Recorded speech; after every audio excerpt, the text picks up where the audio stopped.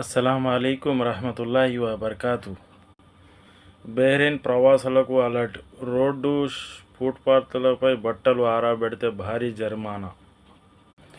బహ్రెయిన్లోని road లేదా ఫుట్పాత్లపై బట్టలు ఆరబెడితే నివాసితులకు 100 బీడీ జరిమానా సెటిల్మెంట్ బిల్లు చెల్లాల్సి ఉంటుందని నార్త్ ఏరియా మున్సిపాలిటీ హెచ్చరించింది. ప్రశంసలు. బహిరంగ ప్రదేశాల్లో అక్రమంగా ఇళ్ళు లేదా షాపులలో హద్దులు దాటి వెలుపల ఉంచే బట్టలు, క్లాత్ లైన్లు మరియు ర్యాకులను బహిరంగ ప్రదేశాలలో అక్రమంగా వినయంగా ప్రవేశిస్తానని కౌన్సిల్ స్పష్టం చేసింది. వీటిని అనుమతి లేకుండా కార్ షెడ్స్, బారికేడ్లు మరియు కంచెల వల్లనే అధికారులు ప్రకటిస్తారు.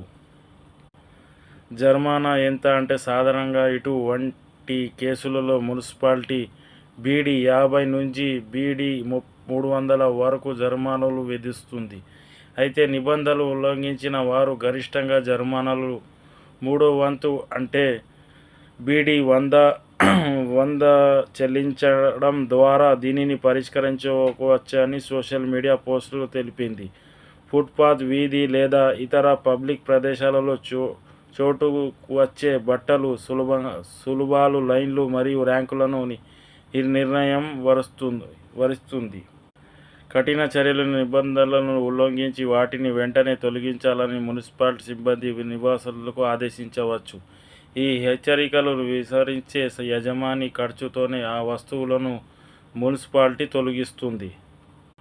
పబ్లిక్ రోడ్స్ యాక్టివేషన్ చట్టం అనుమతి లేకుండా రోడ్డు లేదా ఫుట్పాత్ వస్తువులను ఉంచినందున బహ్రెయిన్ పబ్లిక్ రూల్స్ యాక్టివేషన్ చట్టం కింద విడిగా బీడీ 20 నుంచి బీడీ 500 వరకు జరిమానా విధించే అవకాశం ఉంది. అంతేకాదు ఆస్తులు, ఫీజులు రెట్టింపు మొత్తంలో పాటు ఆ ప్రదేశాన్ని శుభ్రం చేసేందుకు అయ్యే ఖర్చును కూడా చెల్లించాలని కోర్టు ఆదేశించవచ్చు.